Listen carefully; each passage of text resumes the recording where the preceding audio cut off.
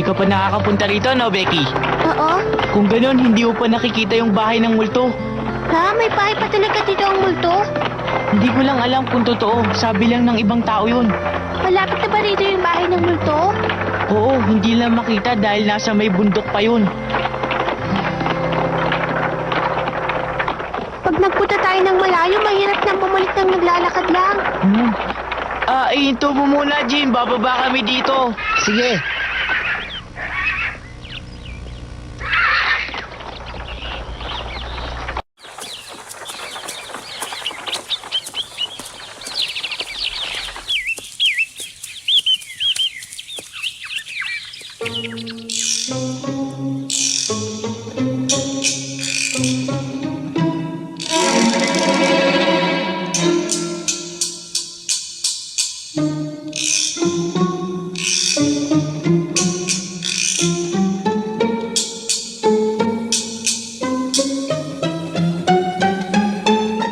Papasok ka ba sa loob?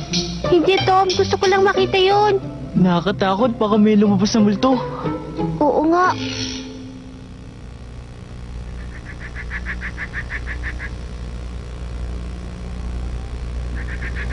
Bumalik na tayo, Tom. Tumatayo na ang mga balahibo ko. Huh? Ikaw din, hindi ka pa nakapasok doon, di ba? Sana nga papasok ako ngayon eh. Eh di pumasok ka na, Tom. Maghihintay na lamang ako dito sa labas. Wala pa yatang batang nakakapasok dun eh. Wag na. Ang duduwag naman ng mga batang lalaki dito. Ako kasi walang pagkakataon. Ngayon, dahil sa matapang ka, eh di papasukin mo na, Tom. Oo ba? Pero hindi mo mapapasok ng gabi yun. Sa gabi? Sa gabi lang lumalabas ang multo, di ba? Sino nagsabi? Palagay ko hindi totoo yun. Palagay ko may multo nga. At sigurado ko may multo sa bahay na yun. Kahit na meron, hindi ako natatakot. Huhulihin ko yun ng buhay at ipakikita ko sa tao.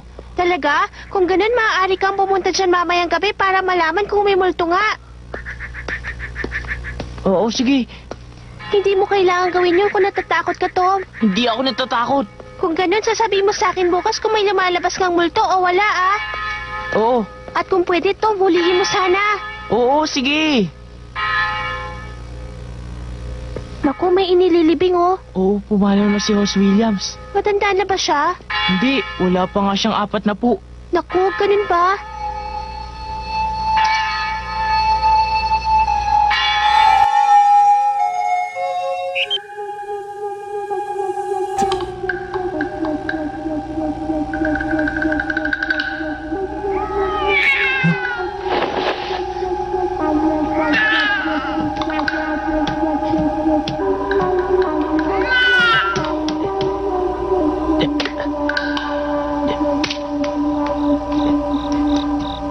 Hak! Hak, nasan ka? Hak!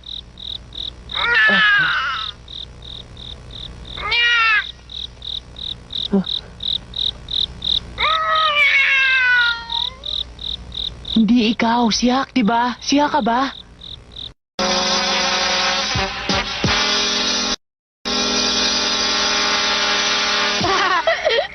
Nakakatawa ka. Akala mo pala nagipusa na ako. Hindi, nagulat lang ako. Huwag ka masyadong abahan. Wala pa tayo sa bahay ng multo. Wala pang multo dito. Hindi ako kinakabahan, ha? Huh? Alam mo bang inilibing kanina si Hoss Williams? Naku, di maraming masamang multo ngayon dito. Huwag ka na magsalita ng ganyan. Wala naman tayo makikita eh. May nakikita ako, Hak. Ano yun? Ayun, tignan mo doon.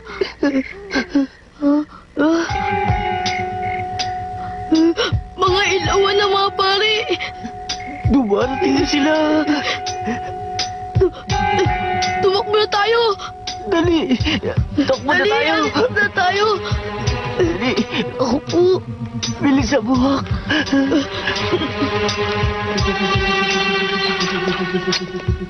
Hak, sandali. May narinig ako. May narinig ako nag-uusap.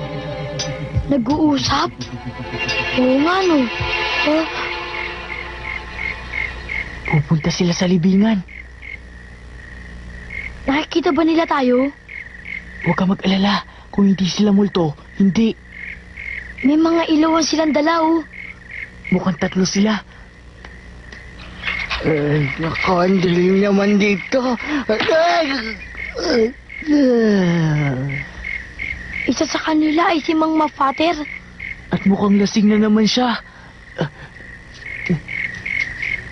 Dito na lang tayo. Tingnan natin ang gagawin nila. Oh. Ano kayang gagawin nila dito? Ito na nga ang puntod. Alam ko dahil nakita ko kanina ang libing. Si Injanjo. Sino naman yung isa? Bilisan nyo lang. Kailangan tapos na yan bago sumikat ang liwanag ng buwan. Oo. Hoy, Bob! Ha? Kumilos ka na. Ano ba? Sige, sige.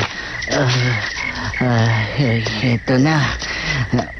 Hoy, hindi dyan! Dito, Bob! Ay, mali. Patawarin mo ako. Patawarin mo ako, Hoss Williams. Anong ginagawa nila? Hinuhukay nila ang puntod. Alam ko yun. Pero para ano? Hindi ko rin alam. Sino ang taong yun?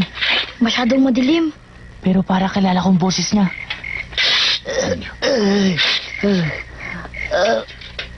Ang hirap pala nito.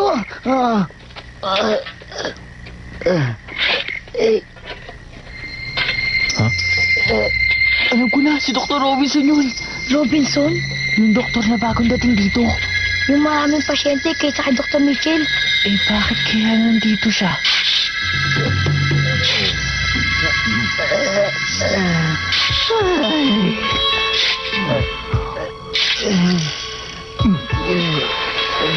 Ang bigat naman Bob, ito. ayos ka ba dyan? Ay, Diyos ko po.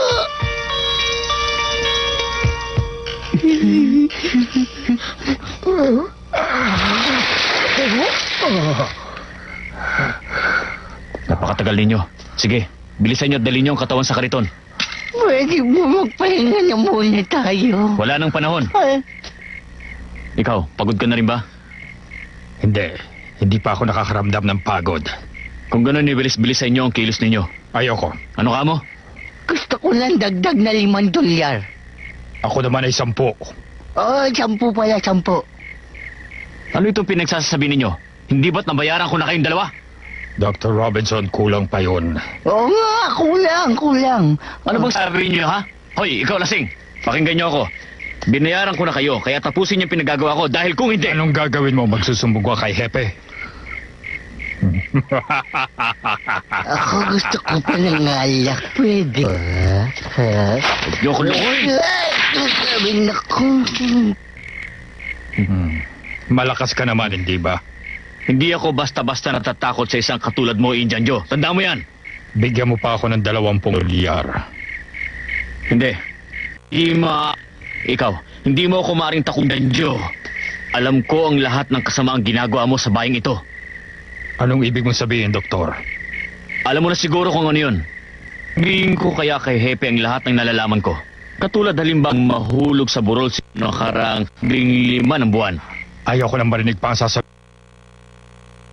Baka hindi. Sa'yo. Tama ka nga. Huwag mong kalilimutang marami akong alam tungkol sa iyo ngayon, Indian Joe. Kaya tapusin niyo na ang pinagagawa ko sa inyo ngayon. May sakit yun na. Bakit nakakilula ka? Halika dito.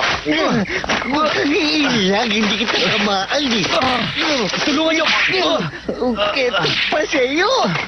Indian Joe, tulungan niyo ako! Bakit mo ako tinutulak, ha? Sino nagbigay sa'yo karapatan pala? Tinutulak ako.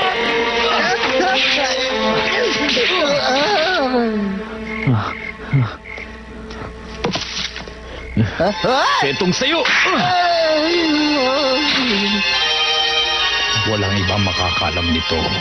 Ha?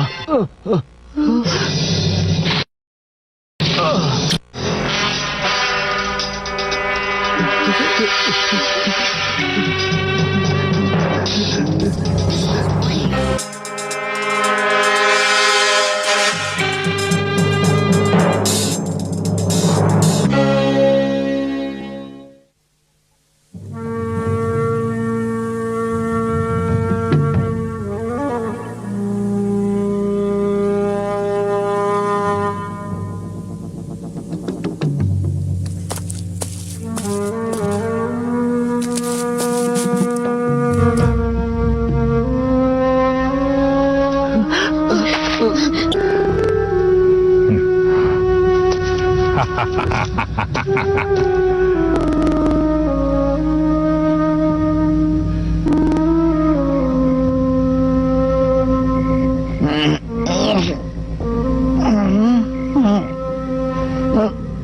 sakit ng ulo ko, wala.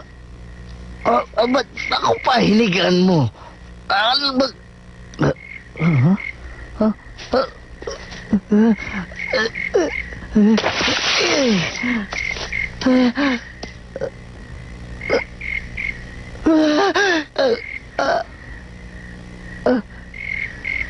May nagawa kang mabigat na kasalanan, Muff. Anong ginawa ko? Anong ginawa ko? Hindi ko akalain magagawa mo yun.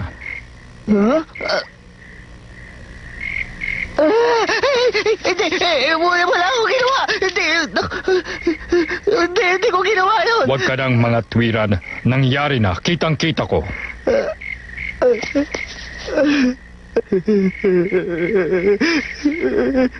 Lasing lang kasi ako eh. Sana hindi na ako uminom. Lasing ka, Muff. Hindi ba? Wala na ako matandaan. Totoo yun, Joe. Ginawa ko ba talaga yun? Tinangka kang pupukin ni Dr. Robinson at natumba ka. Tumayo ka ng susuray-suray. At bigla mo na lamang binunot ang patalim mo at sinaksak mo siya ng walang patumangga. Ganun ba? Ganun? Hindi ko siya sinasadyang paslangin, Joe. Dahil lang kasi sa alak eh. At saka siguro nagalit ako nung pinukpok niya ako sa ulo. Oo, yun, nagalit lang ako nung pinukpok niya ako sa ulo. Alam ng mga tao, hindi mo kayang pumaslang, di ba? Oo, at alam ko rin yun. Joe, huwag mo ko isusubok. Para mo nang awa, ilihim mo ito. Kaibigan tayo eh, di ba, Joe? Kaibigan? Ha? Magkaibigan tayo, Muff. Lagi ka kita tinutulungan eh, di ba? Lagi mo nga akong pinagtatanggol, kaya hindi kita ipagkakanulo kanino man at kailanman. Talaga? Maraming salamat sa iyo, Joe. Huwag ka nang umiyak, Muff. Ang mabuting gawin ay tumakas na muna tayo, ngunit kailangan nating maghiwalay. Ako ay pupunta sa ibang lugar, doon ka, at doon naman ako sa kabila. Sige, bilis na. Sige. Salamat, Joe. Sige na, Muff.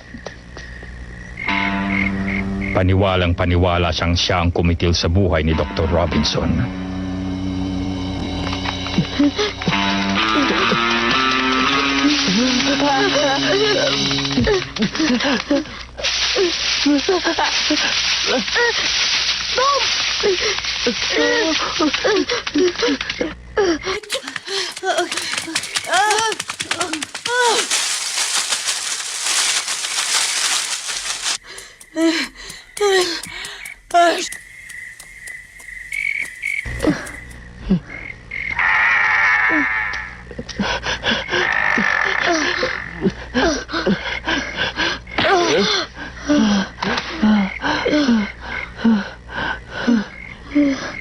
Ano mangyayari sa atin ngayon?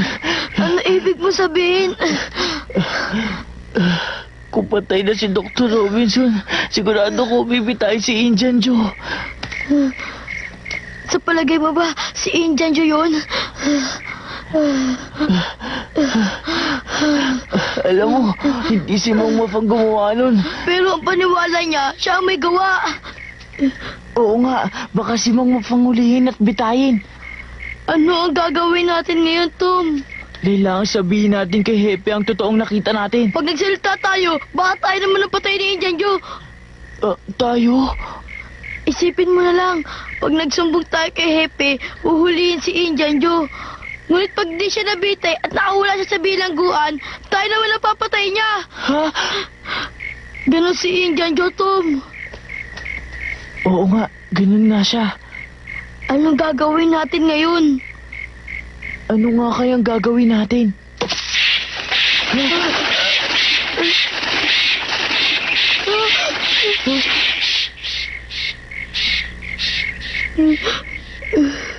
Tom, Ano? ayoko pa mamatay.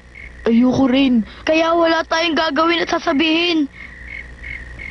Ililihim natin ang nakita natin ngayong gabing ito, Tom. Tama. Siguradong gagantihan tayo ni Indian Joe nang walang duda pag nalaman niya nagsalta tayo. Kung hindi nga siya bibitayin. Oo, Kalimutan natin may nakita tayo ngayong gabi. oo, at mangako tayo walang pagsasabihan. Tatahimik lang tayo. Pangako ah. Oo, pangako. Hindi, kulang pangako lang. Alam mo dito nakasalalay ang buhay natin. Eh paano? Dapat lagdaan natin yun ng dugo. Teka, sandali. Bakit meron ka ba naisip? Ah.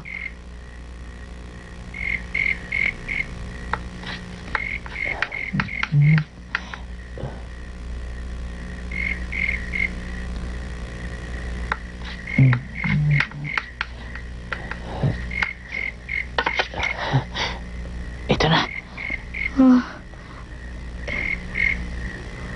Anong nakasulat dyan? Kami si Huckleberry Finn at si Tom Sawyer ay nangangako na hindi namin sasabihin kahit kanino ang nakita naming nangyari ngayong gabi. Tama ba, Huck? Oo, tama. Teka, Tom. Ano yun? Bakit ang galing mo sumulat, Tom? Hindi naman. Oh, laglaan na natin ng dugo.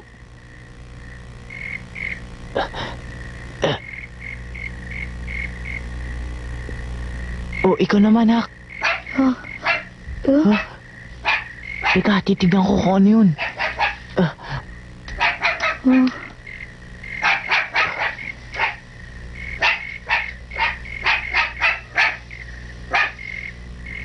O ano yun? Wala namang tao eh. Bakit tumataw lang aso? Baka naamoy niya tayo na nandito tayo sa loob. Oh, lagdaan mo na. Sige na.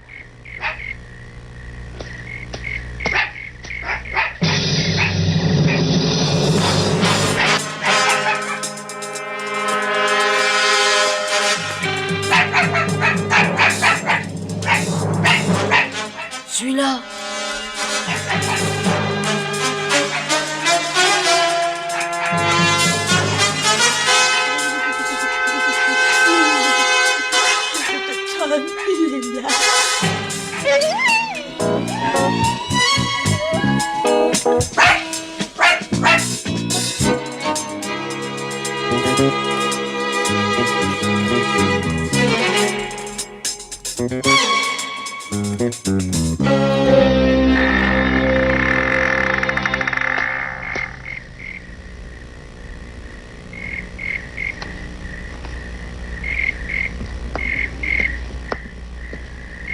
May tao ba dyan? Map, nariyan ka ba? Sumagot ka, parang may narinig akong ingay dito.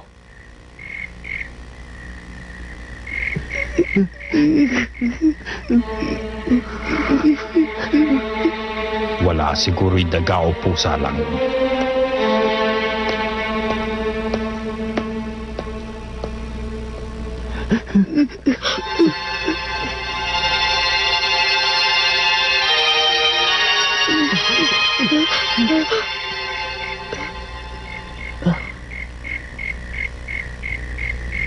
Umalis na siya.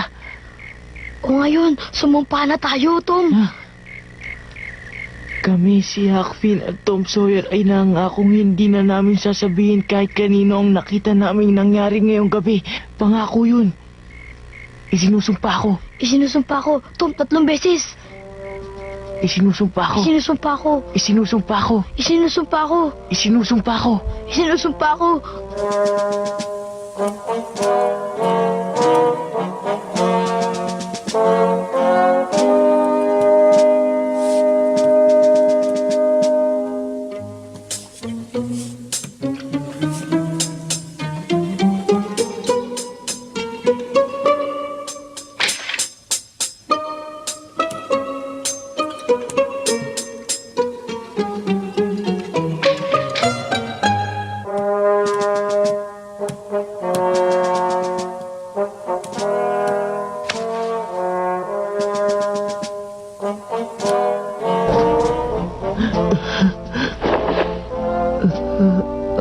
Nakakita kami ng pinaslang na tao. Ngunit isinumpa namin na hindi namin ito sasabihin kahit kanino at kalimutan na ito.